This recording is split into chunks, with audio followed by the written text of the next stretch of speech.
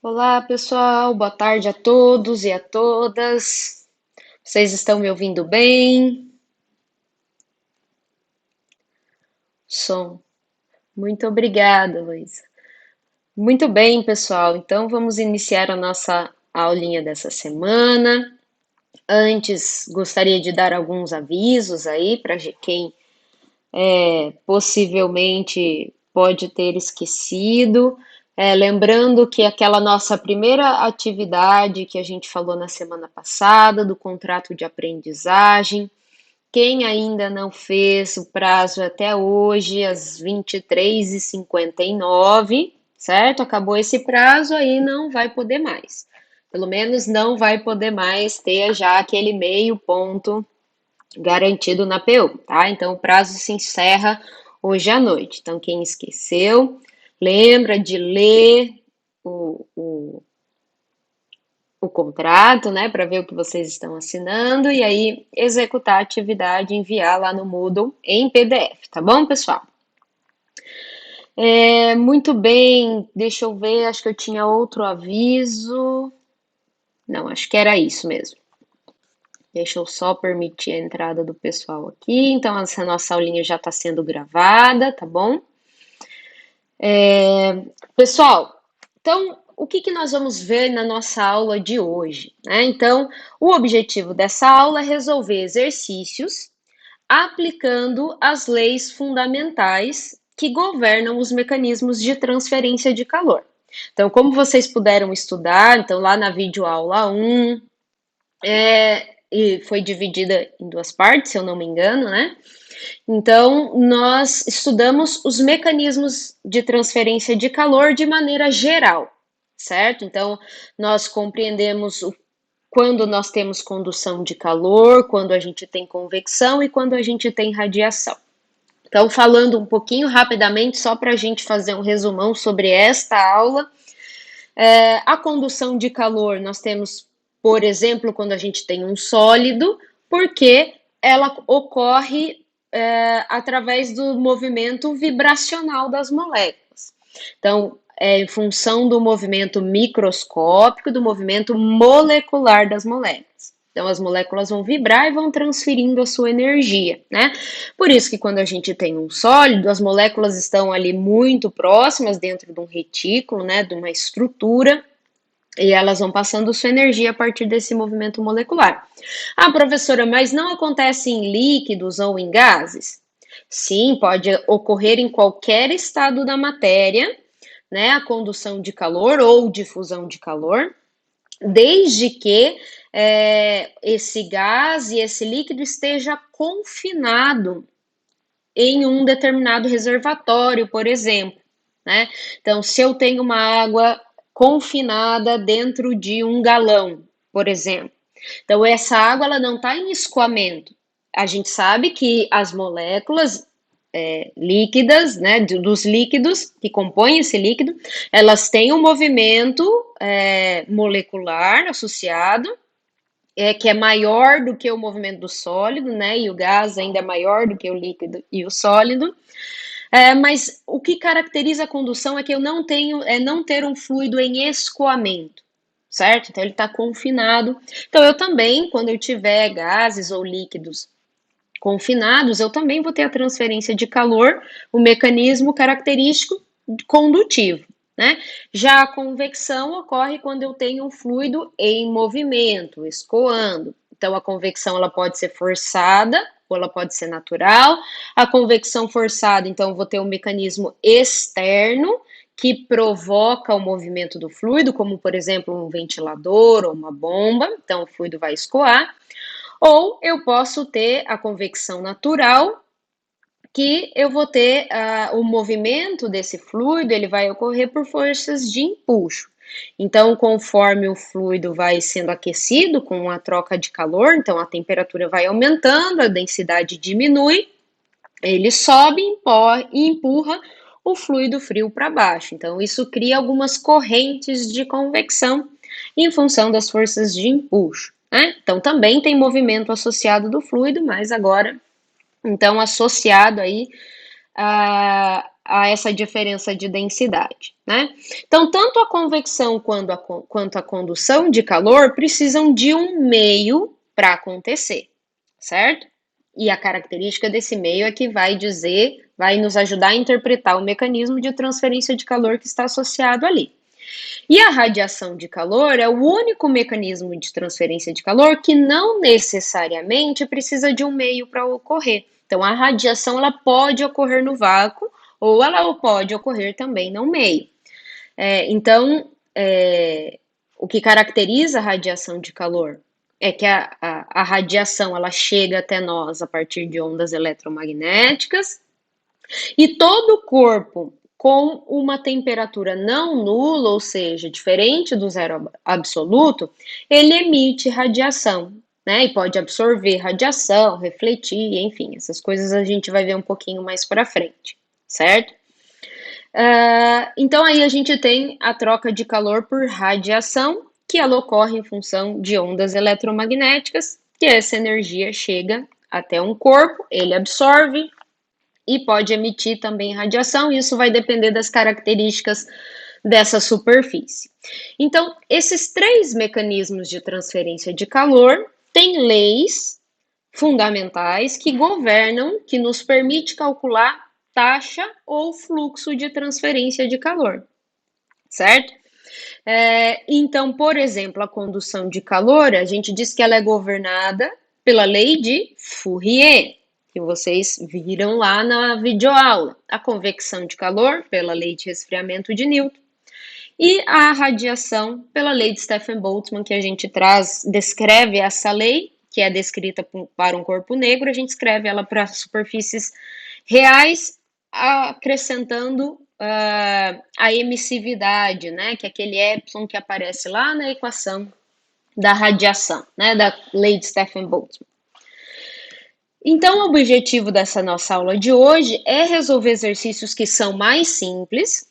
Talvez vocês já devem ter tentado resolver os exercícios, devem ter alcançado aí resultados daquela primeira aula, que são aqueles exercícios que eu deixo lá no slide mesmo, para vocês tentarem resolver. Então, a gente vai dar uma passada geral nesses exercícios e vamos tentar também resolver, então, um exercício já com relação à videoaula 2, que envolve balanço de energia em volume de controle, né? Então, a partir dessa semana, é importante que vocês assistam as videoaulas da semana antes de vir para o nosso encontro síncrono para a gente conseguir trabalhar os exercícios bem.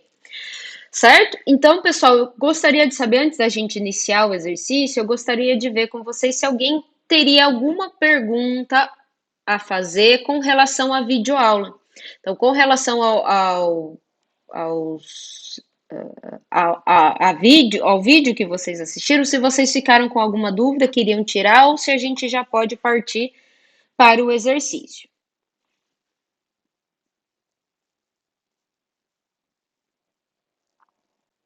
Ok.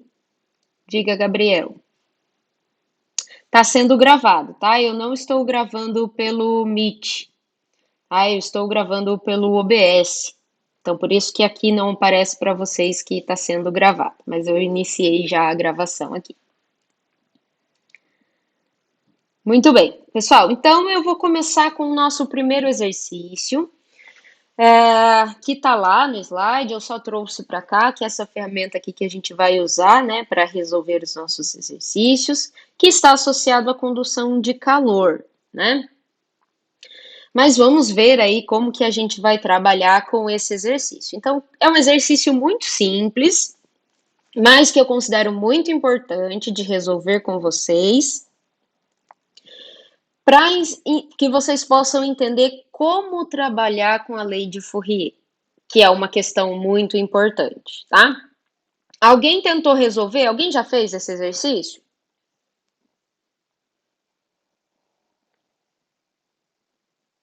Bom, então vamos lá. Então vamos ler aqui o enunciado. Tentou, Guilherme? Que resultado que você chegou? Ah, dúvida nas unidades. Então vamos lá. Vamos resolver juntos, então. Então, ó, as superfícies internas das paredes de um grande edifício são mantidas a 20 graus então as superfícies internas mantidas a 20 graus Celsius, enquanto a temperatura da superfície externa é menos 20 graus Celsius. As paredes medem 25 centímetros de espessura e foram constituídas de tijolos com condutividade térmica de 0,6 quilocaloria por hora metro grau Celsius. Calcular a perda de calor para cada metro quadrado de superfície de parede por hora, certo? Então, vamos entender. Primeiro, eu vou fazer um desenho aqui, ó. Então, a gente tem as paredes, né? Então, ele disse que a espessura dessa parede. Pessoal, então, eu não sou muito boa de desenho, a minha letra às vezes fica muito feia para escrever aqui. Se vocês não entenderem alguma coisa, pode perguntar, fique à vontade, tá? Então, o nosso L, a nossa espessura dessa parede é de 25 centímetros, certo? Então, o que ele diz? Que a superfície interna, que é essa aqui, ó, essa aqui eu vou chamar de superfície interna, vai ser a minha T1, vou chamar de T1, ela está a 20 graus Celsius, e a minha superfície externa, que eu vou chamar de T2, então tá aqui a minha T2, ela é menos 20 graus Celsius, então tá bem frio, certo? Lá fora. E o que mais que ele nos dá de dado? A condutividade térmica. Então, lá na aula nós falamos um pouquinho sobre a condutividade térmica. Então, isso aqui é um K minúsculo, né? A condutividade térmica é uma propriedade do material. Então, essa condutividade térmica, ele deu 0,6 quilocalorias por hora metro grau Celsius. Então, esse tijolo ele tem essa condutividade térmica. Então, se a gente lembrar lá da aula, quanto maior a condutividade térmica, maior serão as taxas, né? Mais calor, mais rápido esse nosso material vai conseguir trocar calor, certo? Quanto menor a condutividade térmica, mais isolante é o meu material, certo? Então, olha, vamos começar a fazer uma listinha aqui. Então, depois que a gente tirou todos os nossos dados, entendeu? Eu vou passar por uma interpretação e fazer uma listinha de hipóteses aqui, bem curtinha, que vai ser importante para a gente resolver o nosso exercício. Então, pessoal, o que eu preciso fazer aqui? Então, como eu coloquei a minha espessura, L, de 25 graus Celsius, e o que ele quer que eu calcule? Diga. E vai ser o ΔX. Então, é isso que eu vou comentar aqui agora com vocês, para a gente trabalhar direitinho com a lei de Fourier. Então, o que ele quer que a gente calcule é a taxa de perda de calor por metro quadrado, certo? Isso é o que ele quer. Então, quando ele fala perda de calor, ele está falando de taxa. Taxa é energia por tempo, ok? Então, como ele quer taxa por metro quadrado, o que é isso aqui, pessoal? Taxa por metro quadrado. Lembrando que taxa é energia por tempo. Fluxo. Então, ó, prestando atenção um pouquinho, então o nosso fluxo a gente coloca esse Q, duas linhas, Q minúsculo, nós vamos usar duas linhas, vai ser o que nós vamos utilizar para fluxo, e taxa, nós vamos utilizar o Q minúsculo para representar a nossa taxa, certo? Por que o fluxo a gente coloca essas duas linhas? Porque justamente a gente está dividindo por área, certo? E a área a gente basicamente representa por essas duas linhas, por isso que a gente vai usar essa nomenclatura, ok? Então, nós vamos calcular fluxo, é isso que ele está perguntando que nós queremos saber. Então, fluxo, pessoal, quando a gente falou lá na semana passada, fluxo ele tem direção. certo? Ele é uma grandeza vetorial. Então, a direção do fluxo, ela sempre vai da maior temperatura para a menor temperatura, certo? Então, se nessa nosso desenho nós formos colocar aqui qual é a direção do nosso fluxo, então a direção do nosso fluxo vai da T1, que é maior, em direção a T2, que é a menor temperatura, certo? Então, o nosso fluxo de calor está nesta direção, na direção da maior para a menor temperatura. Então, como é vetorial, pessoal, o que a gente vai fazer? Vamos colocar o nosso sistema coordenado aqui, né?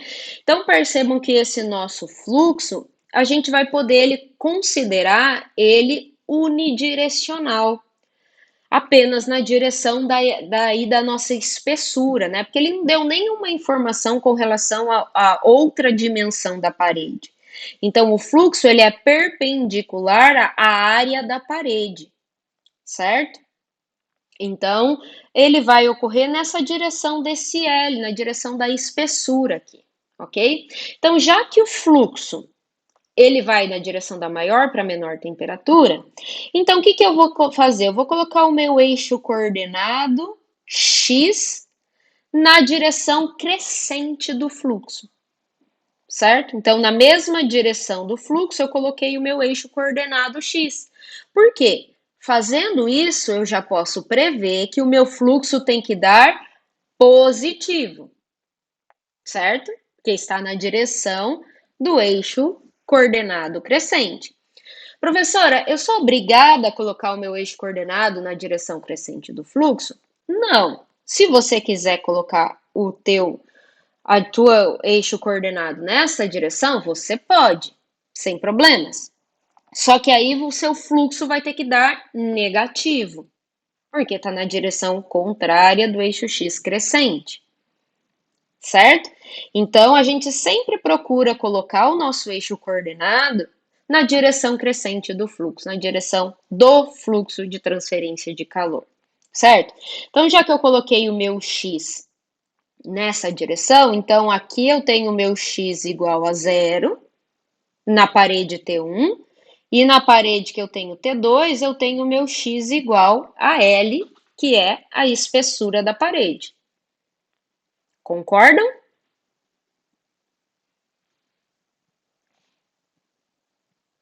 Tranquilo até aqui? Muito bem. Então, ó, nós já fizemos algumas hipóteses aí que a gente já comentou. Então, o que a gente pode colocar aqui? Primeiro, a gente já falou que fluxo unidirecional. Fluxo unidirecional, vou só simplificar aqui para ser mais rápido, ou seja, unidirecional em X. Eu escolhi a direção X, poderia ser chamar de Y ou dizer essa direção, né? Fique à vontade, eu escolhi X, certo? Bom, e como é uma parede, pessoal, qual é o eixo coordenado que a nossa parede se aproxima? Já que a gente falou que pode ser X, Y, Z. Então, o nosso eixo coordenado,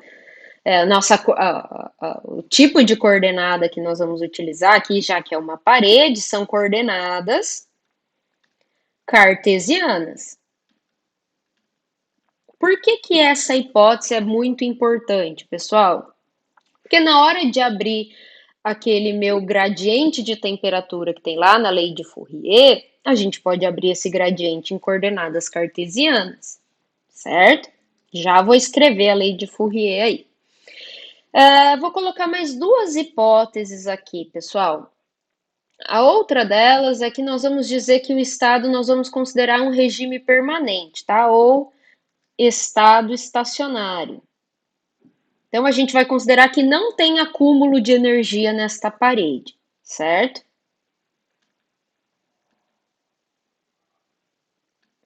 Ah, professora, mas isso não está muito claro, enunciado, não disse. Então, por isso é uma hipótese que nós estamos fazendo. Nós vamos fazer esse problema considerando que a gente não tem acúmulo de energia dentro da parede, por isso regime permanente ou estado estacionário. certo? E a quarta hipótese que eu vou fazer aqui, pessoal, eu vou considerar que as propriedades físicas são constantes. Então, pressão é constante, a condutividade térmica é constante. Então, todas as propriedades físicas desse material, desse tijolo que compõe a parede, nós vamos considerar que elas são constantes, certo? Então, por enquanto, essa nossa listinha de hipóteses aqui é suficiente para a gente resolver o nosso. Ah, faltou uma. Eu vou colocar mais uma.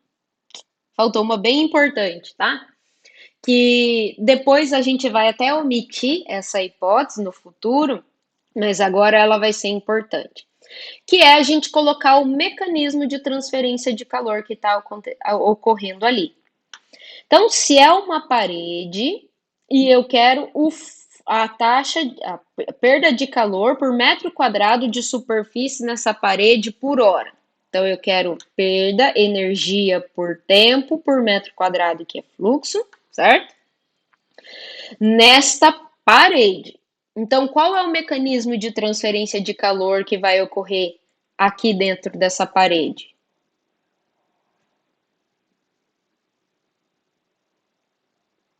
Condução, porque eu tenho, não tenho escoamento de fluido, tá tudo paradinho, né? E aqui dentro a transferência vai se dar devido ao movimento molecular, certo? Então, nós vamos considerar o mecanismo de condução, certo? Então, pela hipótese 5, já que a gente tem condução, nós podemos usar a lei de Fourier para resolver esse problema. Então, eu vou escrever aqui em termos, a lei de Fourier em termos de fluxo, que é menos K, e vou escrever da forma mais geral possível. Gradiente de T. Então, é a condutividade térmica vezes o gradiente da temperatura. E esse gradiente aqui, ó, a gente vai abrir em todos os sistemas coordenados. Como a gente sabe que o nosso fluxo é unidirecional, então, pela hipótese 1, o meu fluxo de calor vai ser menos K, então vou escrever apenas o gradiente de T na direção X. Então, dt dx. Ok até aqui? Muito bem. Então, agora, pessoal, lembrando que esse sinal negativo não pode esquecer dele, porque ele me dá a direção do fluxo na direção da menor temperatura, né? Por isso que esse sinal negativo, ele é bastante importante na lei de Fourier. Então, para resolver esse problema, o que a gente tem que fazer? Veja bem, a gente tem uma derivada. Então, nós vamos separar as variáveis e integrar esta equação com as nossas condições de contorno, ou seja, sabendo o que acontece na fronteira do nosso volume de controle, que no caso é a parede, né? Nós estamos resolvendo para a parede. E vamos integrar esta equação, certo? Então, vamos passar o dx multiplicando lá para o outro lado. Então, eu tenho fluxo vezes dx igual a menos k dt, né?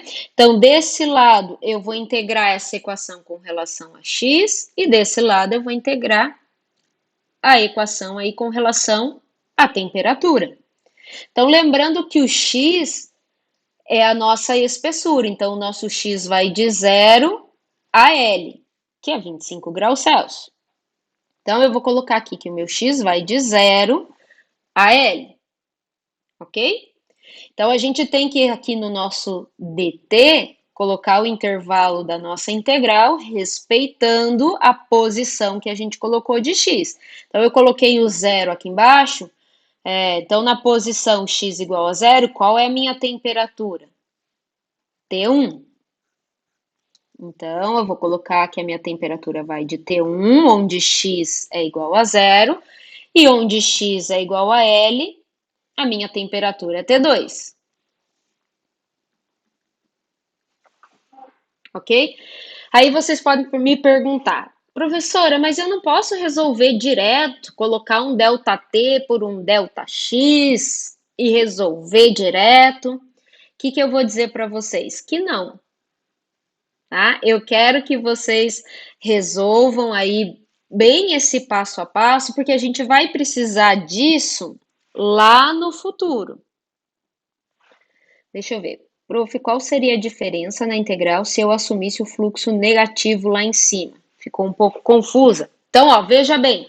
Se você tivesse colocado o teu x nessa direção, essa seria a tua posição zero e essa seria a tua posição L, certo? Então, aqui no teu zero, a tua temperatura não seria T1, a tua temperatura seria T2. E no x igual a L, a sua temperatura seria T1. Então, por isso que resolver essa integral passo a passo é tão importante. Porque se você resolver esse passo a passo respeitando as posições e a tua direção que você colocou, nunca você vai ter problema de sinal. Certo? E se você resolver direto, colocasse lá um dt por dx, quando a gente tiver unidirecional, você pode cair no erro e ter um probleminha de sinal. Então, não lembro quem deu um resultado aqui para cima, que tentou resolver e deu negativo, possivelmente o problema do fluxo ter dado negativo foi um probleminha do sinal, de inverter as temperaturas. Ok? Então, vamos continuar a nossa resolução. Então, ó, nossa condutividade térmica ela é constante, certo? Porque ó, as propriedades físicas são constantes, pela hipótese 4. Então, pela hipótese 4, eu posso tirar a minha condutividade térmica de dentro da integral, porque ela é constante, certo?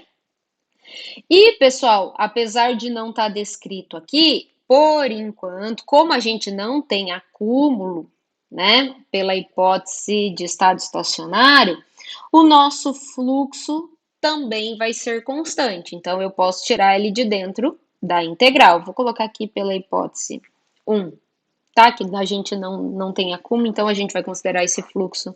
Opa, hipótese 1 não, hipótese 3, né? Certo? Então, basicamente, eu vou ficar com fluxo, a integral de dx de 0 a L, igual a menos K, integral de dt de T1 a T2, certo? Então, essa integral tá bem facinho, né, pessoal? Então, vai ficar fluxo igual, já vou passar, então, integral de dx é x está variando de L a 0, então L menos 0 vai resultar em L, que eu já vou passar dividindo para o outro lado, e integral de dt é t, variando de T2 menos T1, então T2 menos T1, certo? Então, vamos escrever menos K T2 menos T1 dividido por L. Dúvidas nessa resolução de integral aqui, pessoal?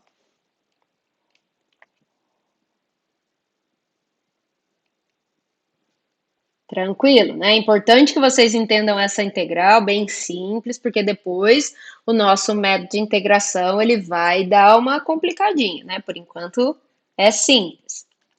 Então, o que eu vou fazer para terminar essa equação? Vou aplicar esse sinal negativo aqui dentro do meu parênteses. Então, vai ficar K T1 menos T2 dividido por L. Ok? Então, vejam bem, pessoal, essa é a nossa equação que nós vamos usar para resolver este problema e encontrar o fluxo. Então, ó, a condutividade térmica foi dado, as temperaturas eu conheço e o L também eu conheço. Então, pessoal, o que a gente precisa converter de unidade aqui, né? Então, a gente vai olhar primeiro se ele pediu para a gente calcular o fluxo numa unidade que ele pede, por exemplo, se fosse watt por metro quadrado, a gente ia ter que converter essa quilocaloria por hora aqui para watt, joule por segundo, né? Mas como ele não pediu, então eu vou deixar a minha energia aí em quilocaloria mesmo.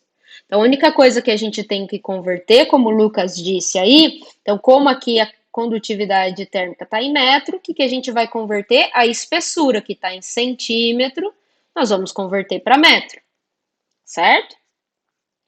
Então, vamos colocar aqui os nossos dados, vou escrever mais para cá. Então, fluxo é igual a zero, a condutividade térmica, que é 0,6 quilocaloria por hora. Deixa eu pegar o dado, colar aqui, por metro graus Celsius, certo? Vezes as nossas temperaturas. Temperatura em graus Celsius. Então, a gente não precisa converter, porque a nossa aí, condutividade térmica está em graus Celsius, certo? Já vou fazer um comentário com relação à temperatura aí. Me lembrem se eu esquecer, tá? Temperatura T1 nós chamamos de 20 graus Celsius e a T2 menos 20. Então, vai ser menos 20, certo? Dividido pelo L, que é 25 centímetros, ou 0,25 metros. Ok? Então, fazendo a nossa continha aí, a gente vai cortar. Opa, vai cortar aqui a nossa graus Celsius, né? E o que vai sobrar de unidade? Quilocaloria por hora vezes metro quadrado. Então, alguém pode fazer essa continha aí pra gente, ver o nosso resultado final? 96.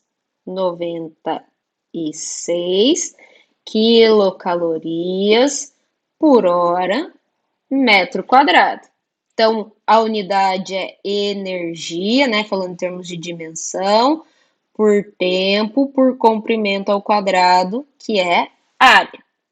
É isso que ele queria?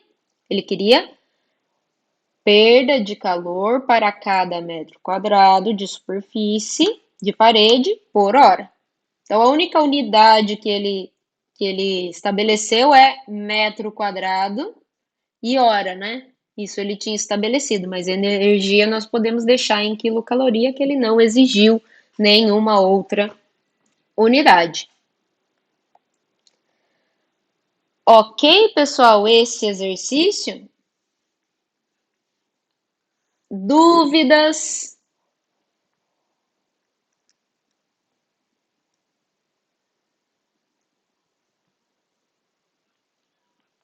Muito bem. Então, eu fiz questão de resolver esse exercício, mesmo que ele seja mais simples, mais passo a passo, para vocês compreenderem isso aqui que é fundamental.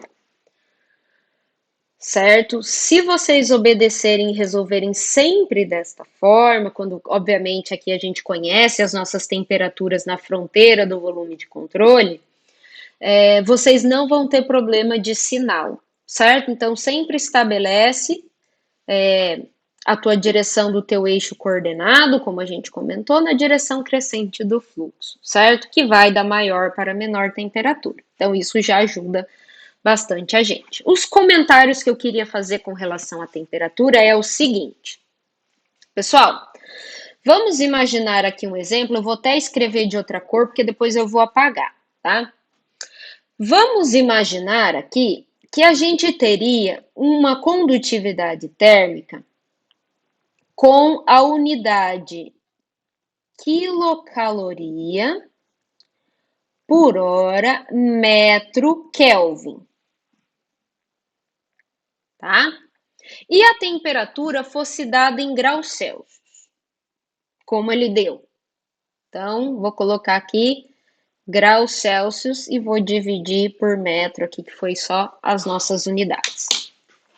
Vocês acham que a gente teria que converter a nossa temperatura para graus para Kelvin, para a gente poder cortar a nossa unidade ali?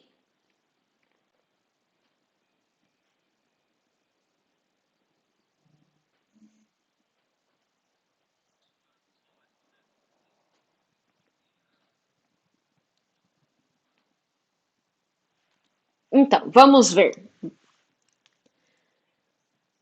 Perfeito, exatamente. Essa é a questão. Pessoal, então, como aqui na lei de Fourier a gente tem uma diferença simples de temperatura, T1 menos T2, então se eu vier aqui e somar mais 273, e aqui também somar mais 273 e fazer a diferença vai dar os 40 graus Celsius que está dando, os 40 que está dando em graus Celsius e vai dar a diferença em Kelvin também vai dar 40. Porque eu estou somando, se eu converter aqui para Kelvin, né, eu estou somando o mesmo valor. Então, o que eu quero dizer com isso, pessoal? Quando a gente tem uma diferença simples de temperatura, como a diferença vai dar a mesma, eu até poderia cortar este Kelvin com esse grau Celsius, sem problemas, porque a diferença de temperatura é a mesma, certo? É simples. Agora, lá na radiação, se vocês lembrarem, a gente tem uma diferença de temperatura 1 elevado à quarta potência menos T2 elevado à quarta potência. Aí não é uma diferença simples de temperatura, certo? Aí você tem que converter para Kelvin para depois fazer a diferença, porque a temperatura está elevada à quarta potência, ok? Mas na lei de Fourier, na lei de resfriamento de Newton, a diferença de temperatura é simples, então aí como o pessoal comentou, a variação de temperatura vai ser exatamente a mesma. Ok? Ficou claro isso?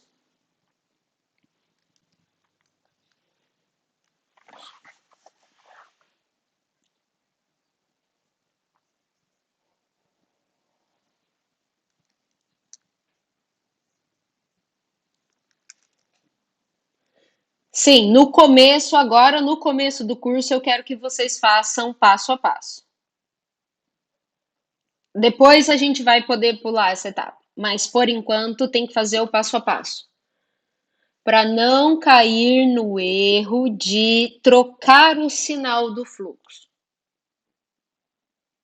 Então, eu quero que vocês aprendam direitinho para quando isso estiver bem aprendido, né, bem internalizado, aí a gente consiga fazer mais direto. Ok?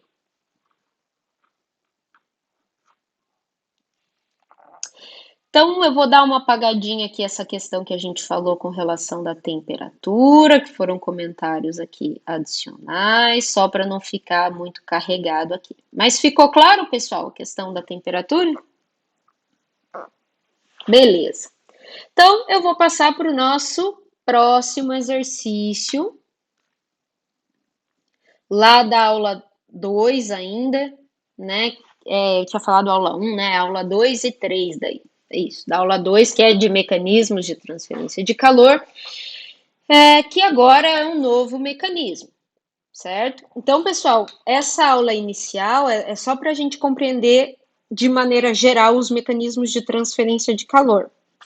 Assim que a gente terminar de ver balanço, nós vamos estudar só a condução, depois só a convecção, depois só a radiação, certo? Por enquanto, nós estamos estudando aí de maneira geral.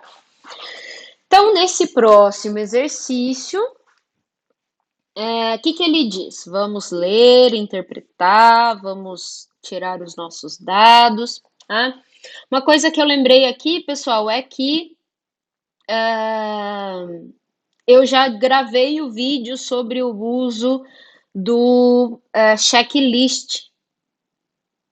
Então, não sei se vocês já viram lá no Moodle, eu já gravei o vídeo, então assiste lá o vídeo, tem um exemplo resolvido, e se vocês tiverem dúvida, compareçam no atendimento que a gente pode daí preencher um checklist para esses exercícios que a gente já resolveu, por exemplo, certo?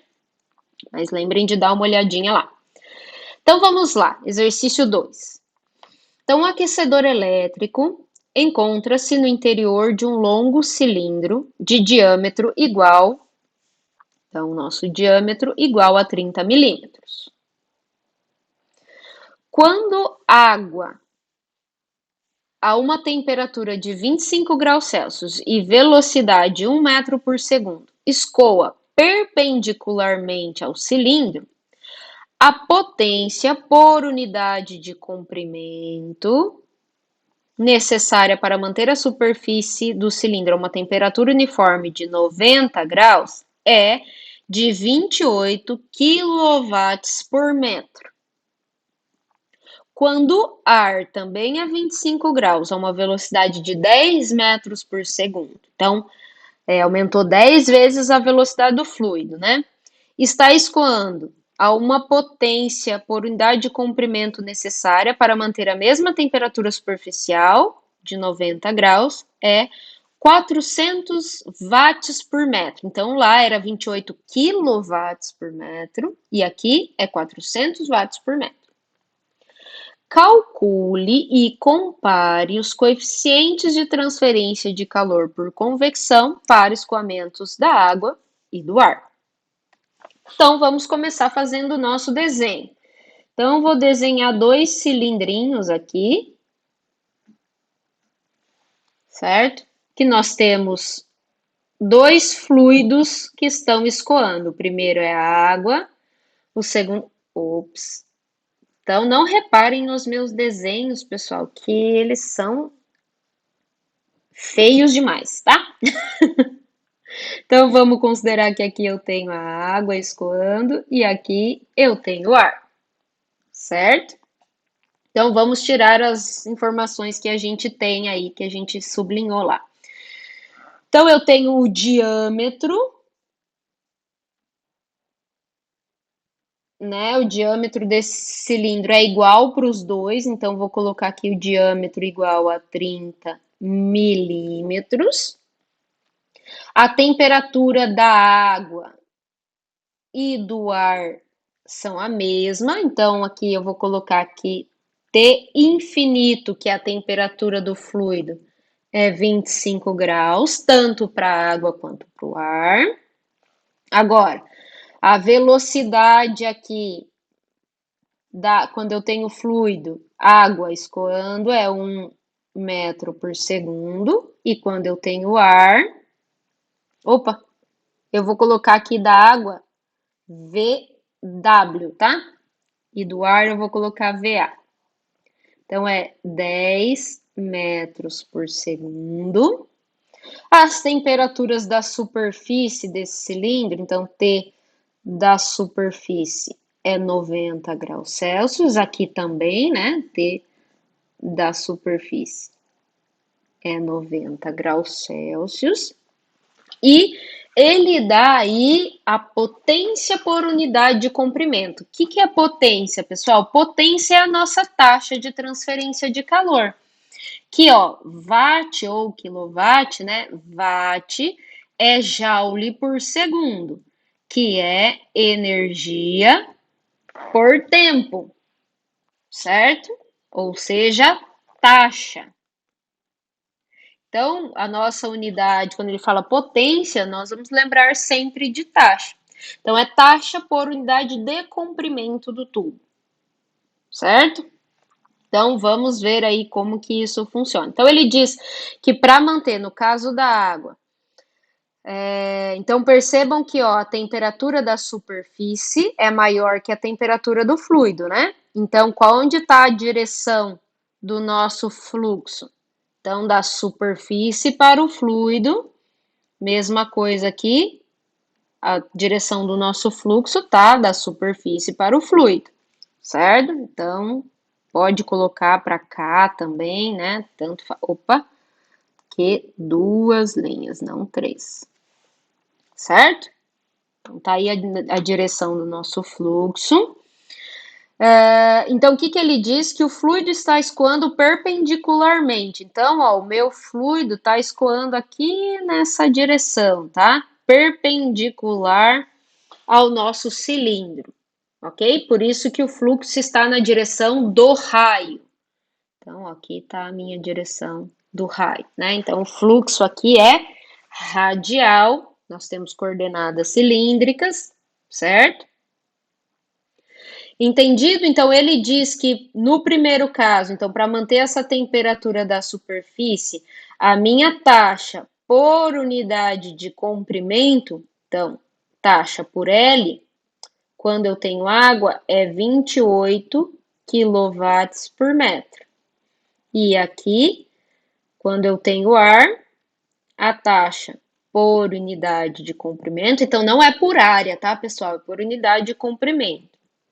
Vai ser 400 watts por metro, ok? E o que ele quer que a gente calcule? O coeficiente convectivo, que é o H, então isso é um H minúsculo, para a água, e o H do ar, certo? E que a gente compare esses coeficientes convectivos. Entendido o problema?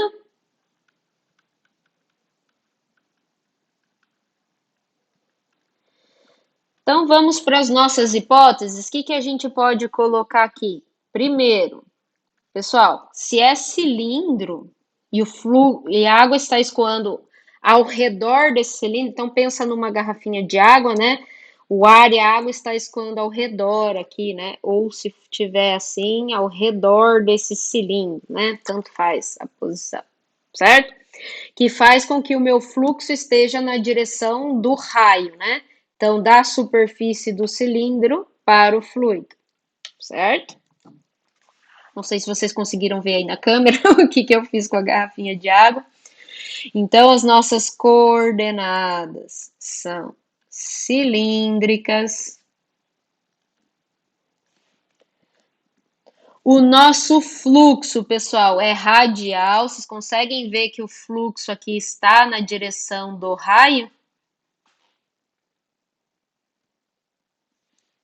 Ok?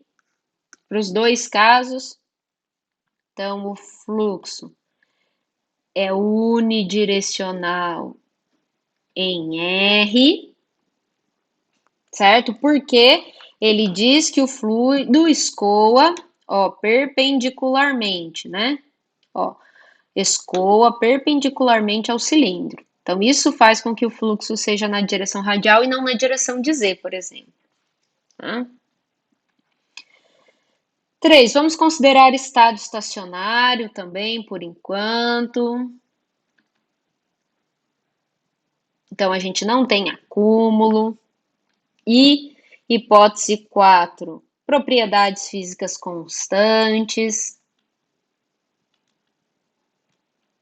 Então, lembrando, pessoal, que diferente da condutividade térmica, o H, ele não é uma propriedade do fluido, tá? Porque ele depende de várias propriedades do fluido e de várias outras condições de escoamento também, mas ele não é propriedade, tá bom? E se somente falasse que o fluido escoa? Teria que imaginar hipoteticamente por onde o fluido escoa?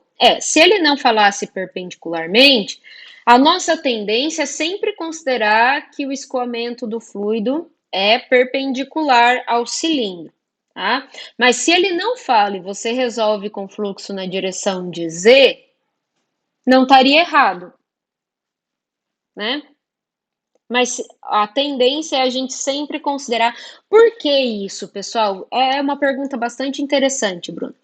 Se eu imaginar esse cilindro, vou até desenhar outro cilindro aqui, ó. E vamos dizer que ele está trocando calor aqui. O que está escrito na hipótese 4, propriedades físicas constantes. Desculpa a letra aí. Então, olhando para esse cilindro, se a gente imaginar que ele está trocando calor com o ar externo aqui, que está numa temperatura menor, você acha que a taxa de troca térmica vai ser maior nessa direção ou nessa direção? O fluxo vai ser maior em qual direção? Ou a taxa de troca térmica, tanto faz. Vai ser maior na direção axial ou na direção radial? Por onde ele vai perder mais calor?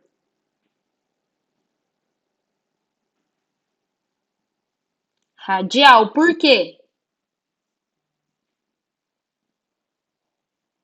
Exatamente, maior superfície.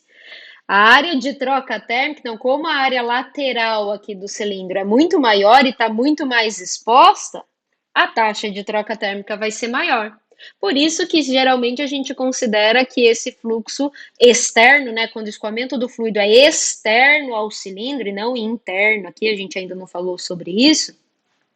Então, como a área perpendicular é maior, então a taxa de troca térmica vai ser muito maior. Então, a gente acaba muitas vezes, ó, desprezando aqui a direção axial e considerando mais a direção radial. Perfeito? Boa observação. Deixa eu apagar aqui. E a hipótese 5, que vai ser o mecanismo de transferência de calor, pessoal. Qual mecanismo de transferência de calor a gente tem aqui nos dois casos?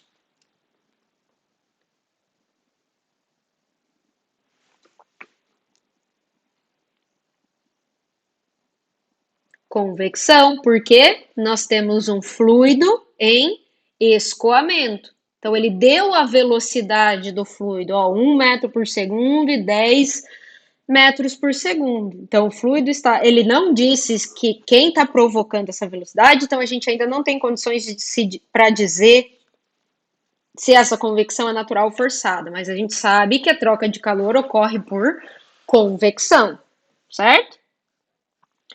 Então, vamos considerar convecção. E pessoal, perceba que ó, a gente não pode considerar a condução nesse problema, até mesmo a radiação, porque ele não deu parâmetros, por exemplo, da condutividade térmica do material para saber como está sendo trocado internamente dentro desse cilindro. Ele não deu emissividade da superfície, então a gente não tem como considerar outros mecanismos de transferência de troca térmica. Eles podem até estar acontecendo e estão, mas nesse problema a gente não tem condições de resolver. Então, basicamente, a gente despreza os outros mecanismos de troca térmica, porque a gente não tem condições de calcular, e considera a convecção, certo? Muito bem, pessoal. Então, pela hipótese 5, qual que é a lei que governa a convecção? A lei de resfriamento de Newton, certo? Que eu vou escrever ela aqui em termos de fluxo, né? Que é H vezes, que é o coeficiente convectivo de transferência de calor, vezes a temperatura da superfície menos a temperatura do fluido, certo? Lembrando que, pessoal, se o fluido estiver fornecendo energia para a superfície, então perceba que aqui a gente não tem o gradiente de temperatura para a gente fazer a mesma coisa na integral que a gente fez no exercício anterior, né? Então, como a gente tem a tendência de colocar então o nosso eixo coordenado, o R, na direção crescente, então aqui o fluxo está na direção crescente, né, do raio, então a gente mantém a temperatura da superfície com menos a temperatura do fluido. Mas eu poderia colocar o meu eixo coordenado na direção contrária, certo? O R, se eu colocasse meu eixo coordenado assim, então aí, para manter o fluxo positivo, era só eu inverter, fazer T do fluido menos T da superfície, certo? Mas não, vamos manter aqui como nós estamos aqui no nosso exercício. Então, só atenção com relação ao eixo coordenado, né? Então, isso é fluxo, pessoal, mas percebam que o que a gente tem aqui é um dado de taxa por unidade de comprimento. Então, convertendo esse fluxo em taxa, então a gente sabe que fluxo é taxa por área, certo? Então, eu sei que a minha taxa de transferência de calor vai ser a área vezes o H, que é o coeficiente convectivo que a gente quer calcular, temperatura da superfície menos a temperatura do fluido, que é T infinito, aquelas bolinhas ali, tá bom? Muito bem, pessoal. Outra coisa importante para a gente resolver esse problema: área. Qual é esta área que eu vou substituir aqui? Então, lembrem disso, que é uma informação que vocês vão usar para o resto do curso. Como o fluxo é vetorial, então quando a gente escreve, transforma o fluxo em taxa, né, como a gente está fazendo aqui, esta área é sempre a área perpendicular ao fluxo, certo? Então, primeiro você vai ter que olhar para o teu vetor fluxo e escolher aí, ver qual que é a área perpendicular a ele.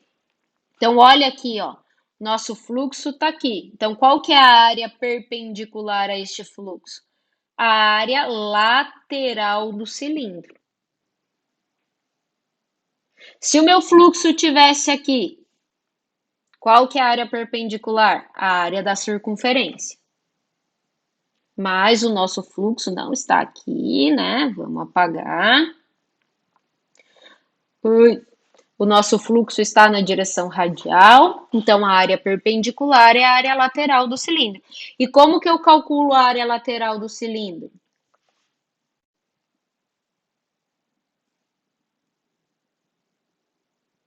Quem lembra? Como é um retângulo? Como assim? Nossa coordenada é cilíndrica, isso aqui é um cilindro. Ó, não entendi, Júlia. Ah, sim, sim, sim. Mas veja bem, como a gente tem o nosso diâmetro, o que a gente vai fazer é calcular a área lateral do cilindro é 2πrl, certo? Agora entendi. Então é a área 2πrl vezes o h, t da superfície menos t infinito, certo? Então, pessoal, já que o que eu tenho aqui, o que foi dado é taxa por unidade de comprimento, para a gente calcular o H, então eu posso passar esse comprimento dividindo lá a minha taxa. Então, ó, vai ficar taxa por L, 2πr, H, T da superfície menos T infinito, certo? Então, se você olhar lá os seus dados, taxa por unidade de comprimento a gente tem, o raio a gente tem, que é só dividir o diâmetro por 2, temperatura da superfície foi dada, temperatura do fluido foi dada para os dois casos. Então, o que a nossa única incógnita aqui é o H que a gente precisa calcular, certo? Então, vou dar um tempinho para vocês terminarem de resolver e calcular então o H da água e o H do ar, certo? Lembrando que o que muda é essa taxa aqui, porque as temperaturas são basicamente a mesma e o diâmetro é o mesmo. Então, atenção com a unidade. Então, vai ter que converter esse diâmetro que está em milímetro para metro. Então, façam análise dimensional aí. E vou aguardar vocês me passarem as respostas. Pode ser? Dá para terminar?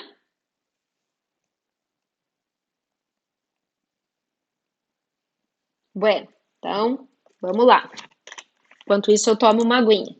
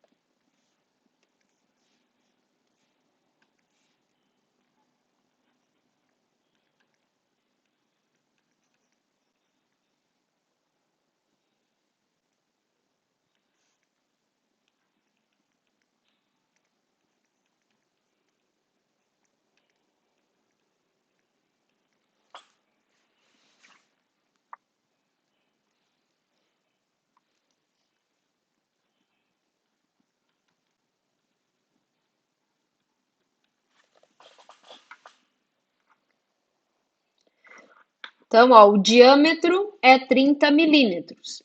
Então, o raio vai ser metade do diâmetro.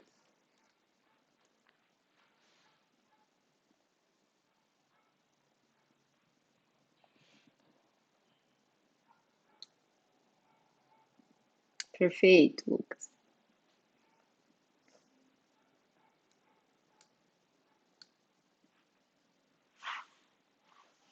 Então, quem já tiver os resultados aí, coisa importante, pessoal, que quando eu tenho a água, lembrando que esse quilowatt, lembra o que que é quilo, os prefixos lá da unidade? 10 a terceira, né? Atenção aí com relação a isso. Então, quem já obtiver os resultados do H aí com as unidades, pode colocar no chat para a gente conferir.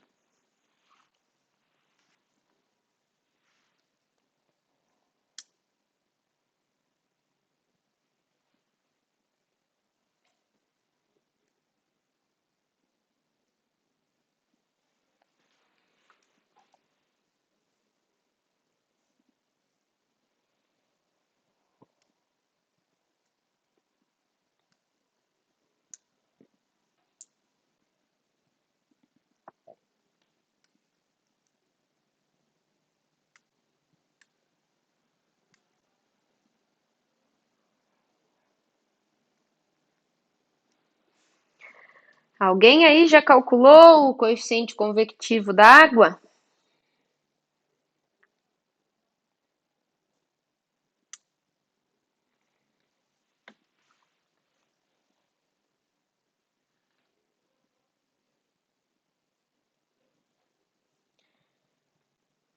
V4, deixa eu conferir aqui.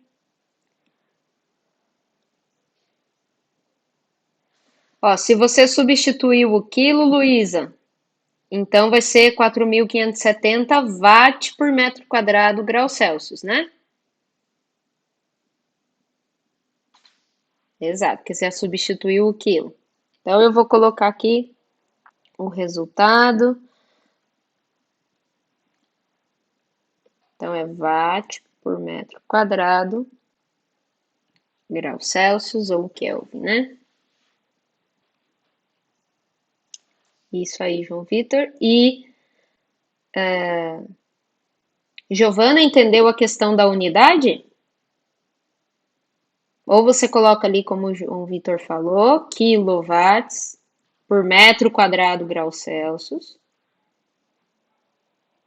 Então, lembra que tem ali, João Vitor, o metro quadrado também. E do ar,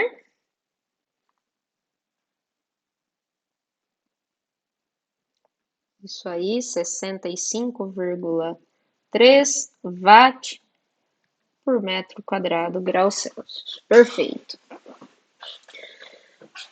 Dúvidas aí na questão numérica ou de unidade, pessoal?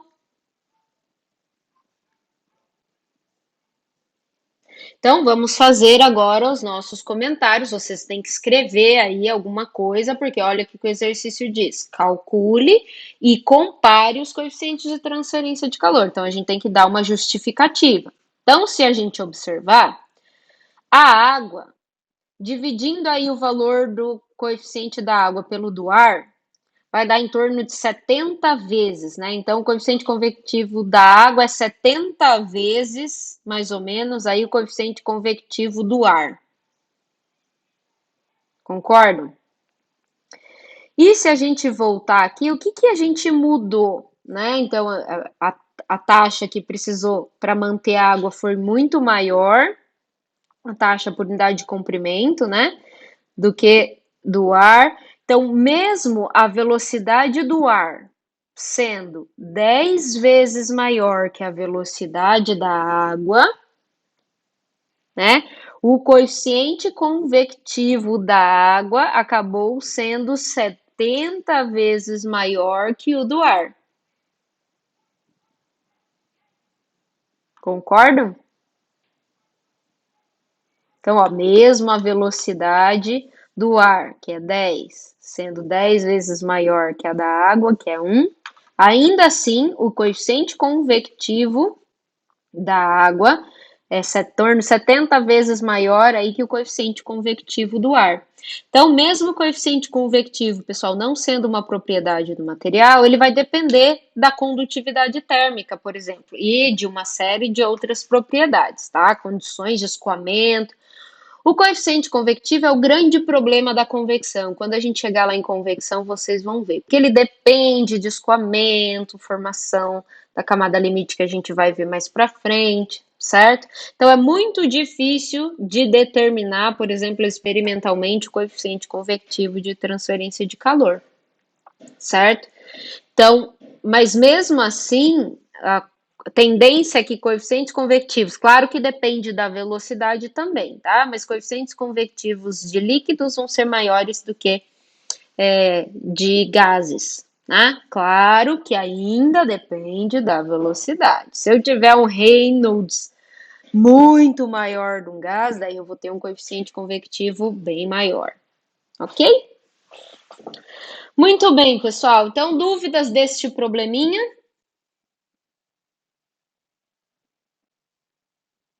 Então, vamos para o próximo. Vamos terminar pelo menos a radiação, né, pessoal? Então, vamos lá para o nosso próximo exercício, que é o de radiação.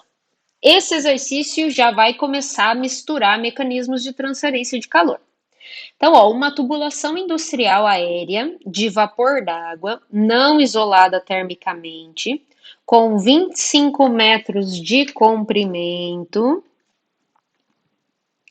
e 100 milímetros de diâmetro, atravessa uma construção cujas paredes e o ar ambiente estão a 25 graus Celsius. Vapor pressurizado mantém uma temperatura superficial da tubulação de 150 graus Celsius e o coeficiente associado à convecção natural, ele já está dizendo aqui, né, que eu tenho convecção natural, é H igual a 10 watts por metro quadrado Kelvin. A emissividade da superfície é 0,8. Então ele pergunta: qual é a taxa de perda de calor dessa linha de vapor? Então, vamos fazer o desenho da nossa linha de vapor. Então, nós temos uma tubulação aqui, que atravessa uma sala. Essa tubulação aqui tem um comprimento de 25 metros. Então, vamos colocar o nosso L aqui de 25 metros. E tem um diâmetro, que eu vou colocar aqui para cima, tá? O diâmetro. Vou colocar do ladinho aqui. O diâmetro, que tá aqui, de 100 milímetros. Então, a temperatura cujas paredes atravessa uma construção, então a tubulação atravessa uma construção cujas paredes da construção. Então, esse tubo está dentro de uma sala. Isso aqui que eu desenhei representa as paredes desta sala. Então, essas paredes e o ar ambiente estão a 25 graus Celsius, ou seja, a temperatura da vizinhança, que é a temperatura da parede onde essa tubulação está, vai ser 25 graus Celsius. E a temperatura do ar ambiente, então a temperatura do fluido T infinito, também é 25 graus Celsius. Vapor pressurizado mantém uma temperatura da superfície da tubulação. Então, aqui, temperatura da superfície é de 150 graus Celsius. Opa, não 15, né? 150 graus Celsius. Então, aqui dentro eu tenho o vapor pressurizado, que está aquecendo e mantendo essa temperatura da superfície constante de 50 graus Celsius. O coeficiente convectivo, então, relacionado a esse ar, né? Sofre convecção natural é de 10 watts por metro quadrado Kelvin. E a emissividade dessa superfície, então aqui eu vou ter a minha emissividade, né? Vou escrever o valor aqui, é 0,8. Então, qual é a taxa de perda de calor nessa linha de vapor, certo? Então, agora, pessoal, quero fazer uma pergunta para vocês. Nós queremos saber a quantidade de calor que ele está perdendo para esse ar e para essa vizinhança que está a 25 graus Celsius.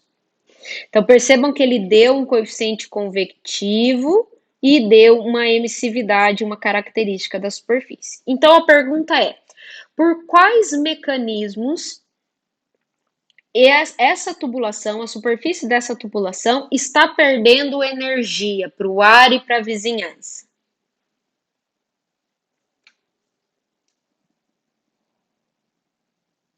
Radiação e convecção. Então, muito bem, eu só vou escrever essa temperatura aqui um pouquinho mais para cima, porque eu quero desenhar. Então, essa tubulação vai perder da superfície para o ar, vai perder uma taxa de calor, eu posso escrever aqui em termos de fluxo, porque eu vou, fluxo que é vetorial, vai perder calor por convecção, então eu tenho fluxo convectivo, e vai perder calor para essa vizinhança que está numa temperatura menor, já que eu conheço a emissividade da superfície, vai perder calor por radiação. Então, o fluxo de radiação também vai na direção da menor temperatura, então, da temperatura da superfície para a vizinhança, certo? Então, nós sabemos que o que ele quer que a gente calcule, que é a taxa de perda de calor, vai ser o que ele vai perder por convecção mais o que ele vai perder por radiação. E é isso que ele quer que a gente calcule nesse problema. Então, já misturou dois mecanismos de transferência, certo? Então, entendido o problema aqui, pessoal, na interpretação?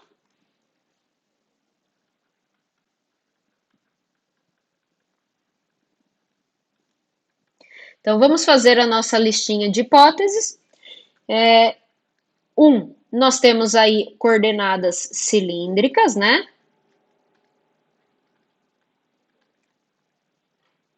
Até porque o nosso fluxo aqui está na direção radial, então aqui está o meu raio, a minha direção radial, né? Então as coordenadas devem ser cilíndricas. Já vamos colocar aqui, considerando fluxo unidirecional em R. Vamos considerar o estado estacionário de novo, ou seja, eu não tenho acúmulo de energia nessa superfície aqui da parede, né? Até porque uma superfície não pode acumular energia, só um volume, né? E a hipótese 4, propriedades físicas constantes. Então, pressão constante, né? Do meio externo, não dentro da linha de vapor pressurizado aqui, né? Nós estamos resolvendo nosso volume de controle aqui, pessoal, é dessa superfície para o meio externo aqui, né? Nós não estamos resolvendo interno, escoamento interno, nós estamos resolvendo escoamento externo ao cilindro, né? E vamos escrever os nossos mecanismos que nós encontramos. Então, agora nós vamos considerar a convecção, tá certo? Convecção e radiação. Então, agora nós estamos desprezando apenas a condução, porque a gente não tem valor da espessura da superfície, a condutividade térmica do material que compõe essa tubulação. Então, isso a gente não tem informação. Então, a gente tem como calcular a condução dentro da espessura da tubulação, né? Ok?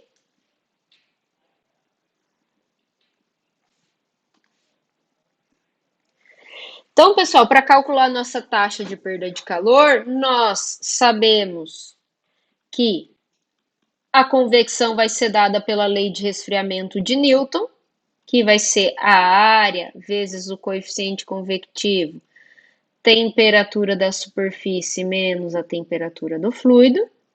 E agora quero saber qual é a lei que governa a radiação.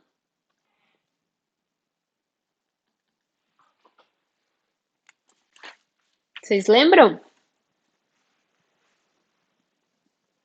Lei de Stefan-Boltzmann. Então, o que que ela diz? Então, como é a taxa, né? Então, vai ser área vezes a emissividade vezes a constante de Stefan-Boltzmann, temperatura da superfície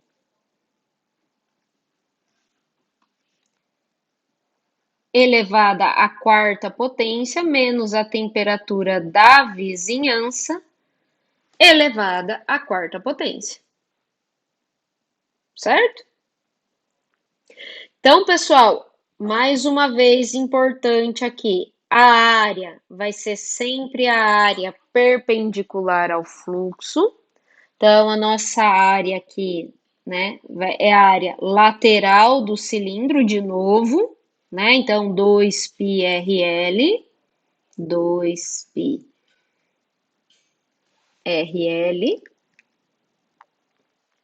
A emissividade foi dada. A constante de Stefan-Boltzmann, 5, só conferir aqui, 5,67 vezes 10 a menos 8, né? Não a oitava, watt por metro quadrado. Kelvin, a quarta potência. Então, essa é a constante de Stefan-Boltzmann. E no mais, a gente tem tudo, né, pessoal? Então, a gente sabe como calcular a área, tem as condições de calcular a área perpendicular, coeficiente convectivo foi dado, as temperaturas da superfície, do fluido e da vizinhança foram dadas, constante de Stefan-Boltzmann a gente conhece, a emissividade também. Então, o que eu tenho que calcular aqui? Quais são as taxas, a taxa que ele perde calor por convecção e por radiação, e somar as duas para me dar a taxa de perda de energia total. Ok? Posso dar um tempinho para vocês resolverem este cálculo? Qualquer dúvida, só perguntar.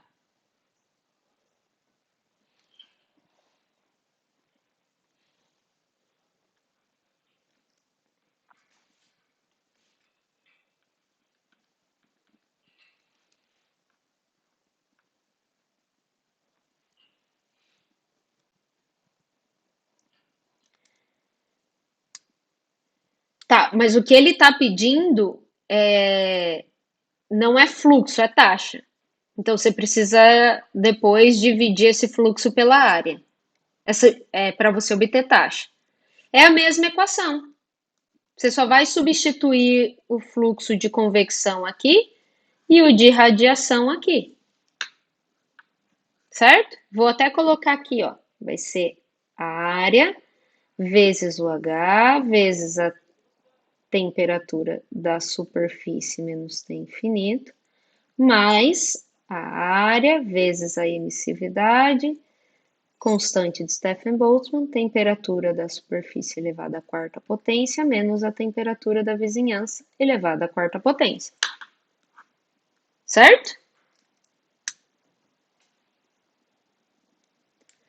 Pessoal, então só atenção. Aqui na radiação, ó, temperatura elevada à quarta potência e a constante de Stefan-Boltzmann tá Kelvin elevado à quarta potência. Então, aqui eu preciso converter a temperatura para Kelvin, certo? Porque senão, se você fizer temperatura da superfície menos temperatura da vizinhança e elevar o resultado à quarta potência, é diferente de fazer T da superfície à quarta menos T da vizinhança à quarta, certo? E aqui na convecção não tem problema, né? Porque a diferença vai ser a mesma. Então, Guilherme, aqui na convecção não tem necessidade, porque se você somar aqui mais 273 e somar aqui mais 273 e fazer a diferença, a variação é a mesma. Qual que é a minha sugestão, pessoal? Para vocês não se confundirem, converte para Kelvin tudo que vai dar tudo certo. Aí você não precisa ficar pensando com relação a isso, ok?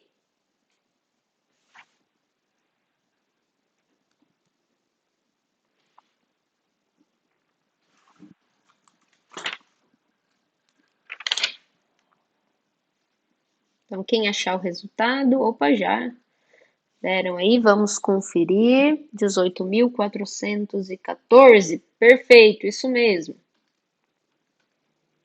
18.414,92 watts. Professor, o meu resultado deu 18.405 watts. Tá certo?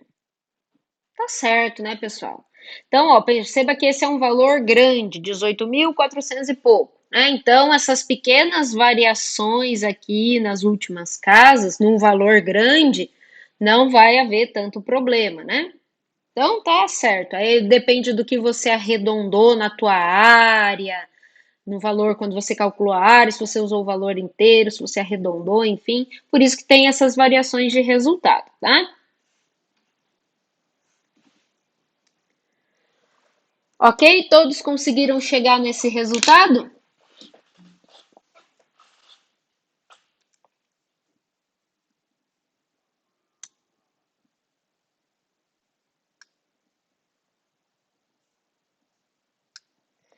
O que deu aí, Flávia? Vamos revisar. Você calculou a área separado? Quanto deu sua área? Então lembra que o raio ele deu em milímetro, né? Tem que converter para metro.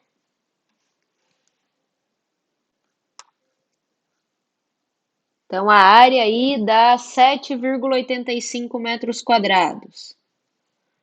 Para a gente ir conferindo, achar onde teve o erro.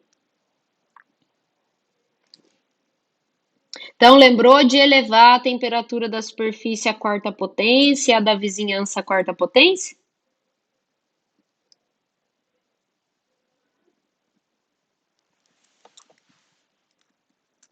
Ah, deu certo? Beleza. Muito bem. Alguém, pessoal, alguma dúvida?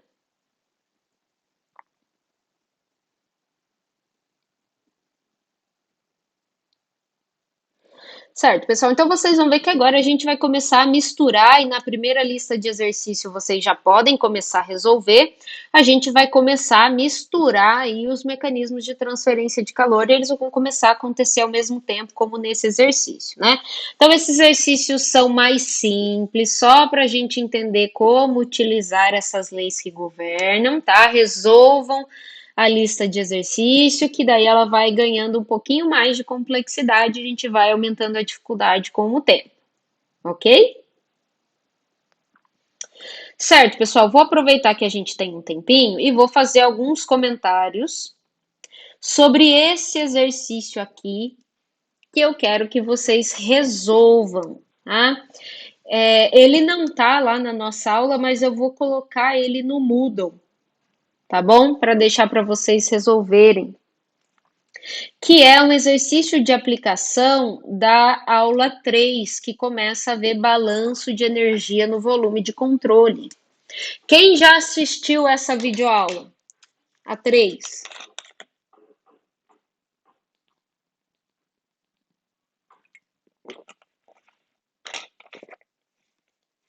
Ninguém? Pera. Minha internet está caindo. A resposta? Vou voltar lá rapidinho.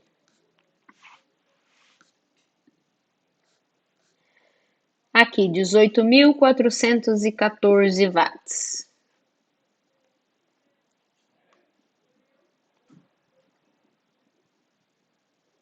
Perfeito, sem problemas.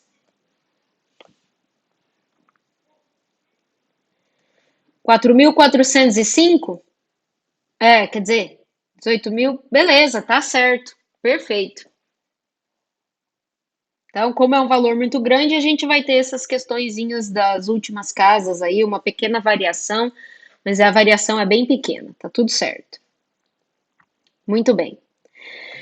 Então, quem já assistiu lá a videoaula 3 de balanço de energia no volume de controle, na verdade, a gente meio que está revisando o que vocês aprenderam já lá em introdução aos processos químicos, né? Que a gente precisa retomar essas questões dos balanços. E esse é um exercício muito interessante. Então, pessoal, basicamente lá no volume de controle, então lá na equação final que a gente obteve na aula para o estado estacionário, então lembra lá que ele é a função da energia interna, mais a contribuição do trabalho de escoamento, energia cinética, energia potencial, daí eu tenho trabalho lá na equação. Então, basicamente, a nossa função vai ser simplificar essa equação do balanço de energia para a gente conseguir resolver aqui aquilo que o exercício precisa, né? O que o exercício pede. Então, eu vou dar aqui algumas dicas. Deixa eu só colocar o carregador no meu computador antes que a bateria acabe, pessoal, rapidinho. Não vi que a bateria já estava acabando.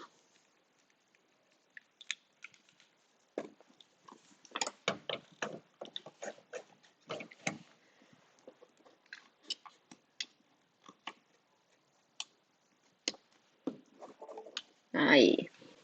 Muito bem. Então vamos ver o que diz lá. Vou ajudar vocês a interpretar e vou deixar esse exercício para vocês continuarem e a gente retoma na próxima aula. Então, um secador de cabelos pode ser idealizado como um duto circular através do qual um pequeno ventilador sopra ar ambiente e dentro do qual o ar é aquecido ao escoar sobre uma resistência elétrica na forma de um fio helicoidal. Então, aqui eu tenho o ventilador, ele vai jogar ar aqui para dentro, que vai passar através dessa resistência elétrica que tem aqui. Então, ele vai entrar numa temperatura mais fria e vai sair aquecido, certo? Então, primeira coisa é considerar aqui o nosso volume de controle. Aqui, ó, o ventilador nem faz parte do nosso volume de controle, tá? Então, essa partezinha aqui vai ser o nosso volume de controle. Então, percebam que eu vou considerar um balanço de energia no volume de controle, porque a massa está escoando através desse volume de controle, certo? Ela passa pelo volume de controle, né? Então, não é um sistema fechado. É um volume de controle porque a massa, a matéria, cruza a fronteira do volume de controle. Então, se o aquecedor for projetado para operar como um consumo de potência elétrica de 500 watts e para aquecer o ar de uma temperatura de entrada de 20 graus a uma temperatura de saída de 45 graus, qual é a vazão volumétrica, que é o SA invertido com pontinho em cima? Ele deve operar? Então, a primeira coisa que ele pergunta, qual é a vazão volumétrica de ar que tem que passar aí nessas condições para operar numa potência aí de 500 watts e manter as temperaturas de entrada e saída. Depois ele pergunta: a perda de calor de seu revestimento externo para o ar ambiente e para a vizinhança pode ser desprezada. Então, inicialmente, nós vamos desprezar a perda de calor que tem aqui, ó, da superfície para a vizinhança e para o ar externo, certo? Então, na letra A, a gente vai desprezar esta perda de calor. Se o duto tiver um diâmetro de 70 milímetros, qual é a velocidade na saída? Qual é a velocidade do ar lá na saída? Então, ele dá a densidade do ar e o calor específico. Então, aqui a densidade 1,10 kg por metro cúbico e o CP é 107 joules por quilograma Kelvin. Então, isso na letra A, certo?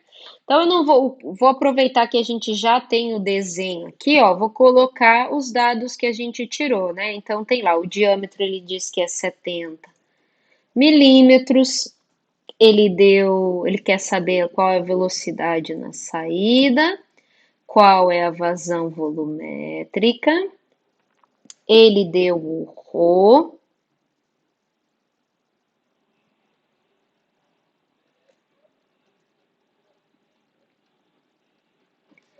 Deu o CP.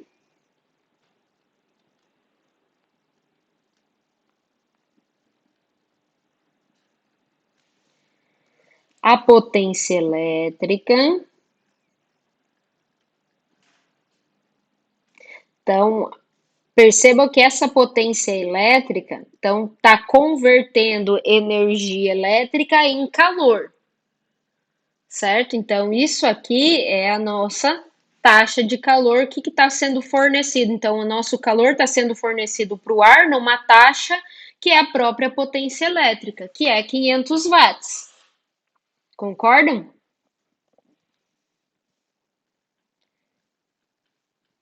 Temperatura de entrada 20 graus Celsius, temperatura de saída 45 graus Celsius. Então é isso que a gente tem aí de dados, né? Na letra A que a gente precisa resolver. Então, o ar entra aqui numa temperatura de entrada e vai sair lá no outro lado com uma velocidade, uma temperatura de saída e é aquecido por essa resistência elétrica aqui, certo? Letra A é isso que a gente precisa considerar. Então, se a gente fizer uma listinha de hipóteses, o que a gente vai precisar considerar aqui? Então, eu vou deixar minha listinha de hipóteses aí e vou escrever um pouquinho mais para baixo o meu balanço de energia, a equação para o balanço de energia no volume de controle em estado estacionário, tá? Que a gente obteve lá na videoaula.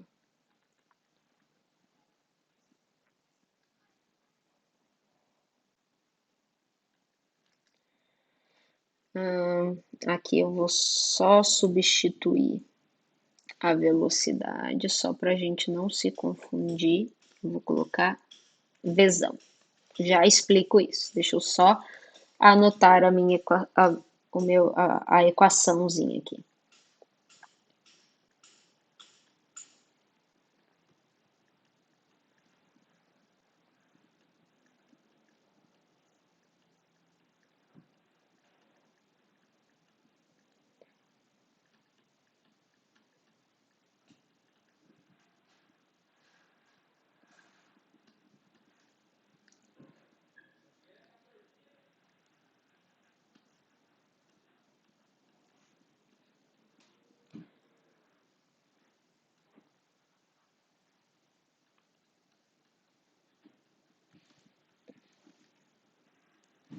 Certo, pessoal, essa é a equação que a gente obteve na nossa videoaula de balanço de energia, certo? Então, aqui eu tenho taxa de massa vezes a energia interna, trabalho de escoamento, energia cinética, energia potencial na entrada, menos a taxa de massa vezes a energia interna específica, trabalho de escoamento, energia cinética, energia potencial na saída, mais calor, que é a nossa própria potência elétrica, que a gente já falou, menos trabalho igual a zero, porque nós estamos considerando estado estacionário. Então, já pode vir aqui na hipótese, primeira coisa, colocar um estado estacionário, que essa equação já é válida para o estado estacionário, certo? Então, outras hipóteses que a gente vai ter que colocar aqui, pessoal. Então, ó, vocês vão ter que avaliar. Eu tenho variação de energia cinética e energia potencial na minha entrada e na minha saída, olhando para esse nosso volume de controle? Então, energia cinética, vejam bem, o ventilador ele está fora aqui, então ele vai jogar ar numa velocidade e como o diâmetro não muda na entrada e na saída, a velocidade lá vai ser praticamente a mesma na saída, sem considerar o choque que tem com o resistor aqui, isso a gente pode desprezar. Então, basicamente, pessoal, variação de energia cinética na entrada e na saída vai ser desprezível. Energia potencial, eu tenho diferença de altura na entrada e na saída?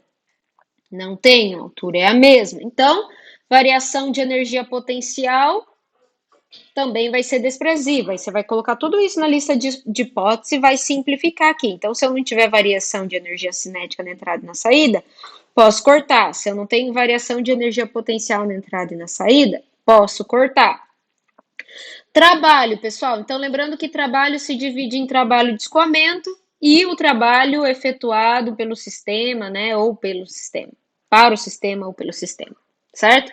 Então, primeira coisa, eu tenho trabalho que se o ventilador está fora aqui do meu volume de controle, né? Eu tenho trabalho sendo executado por esse volume de controle, por esse sistema.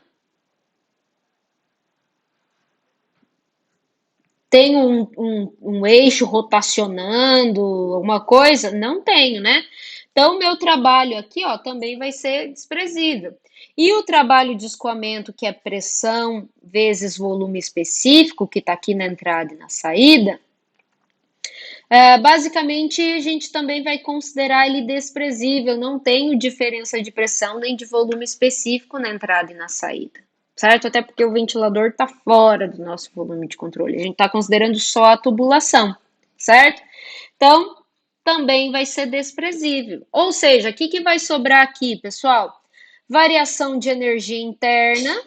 Então, lembrando que energia interna específica é a energia interna por massa, né? Então, se eu já passar multiplicando, eu tenho aqui taxa de massa vezes energia interna específica, é a minha própria variação de energia interna, o meu ΔU, que vocês sabem já como calcula, já viram na nossa videoaula, viram em termodinâmica, né?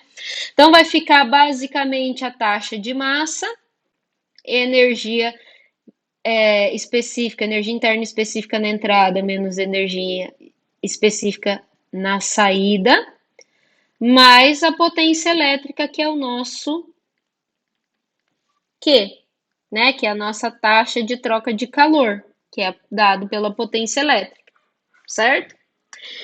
Então, pessoal, o que vocês vão ter que avaliar? Vão substituir a energia interna aqui e vão ver o que vocês conseguem calcular. Vocês vão observar que a única coisa que vocês conseguem calcular daqui é a taxa de massa. Essa vai ser a incógnita. Aí, com a taxa de massa, como eu consigo calcular vazão, pessoal?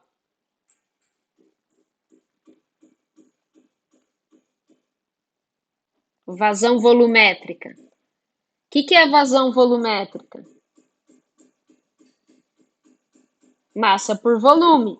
Então, basicamente, vai ser a taxa de massa por ρ. Taxa de massa é massa por tempo, certo? Se eu dividir por ρ, eu vou ter a vazão volumétrica, ok? Mas então, isso são dicas que eu tô dando para vocês, tá, pessoal? Vou deixar vocês tentarem resolver esse exercício. Na próxima aula, a gente retoma ele e faz o passo a passo. Mas para a semana que vem, eu quero que vocês venham com esse exercício resolvido, ou pelo menos tentado resolver este problema. Pode ser?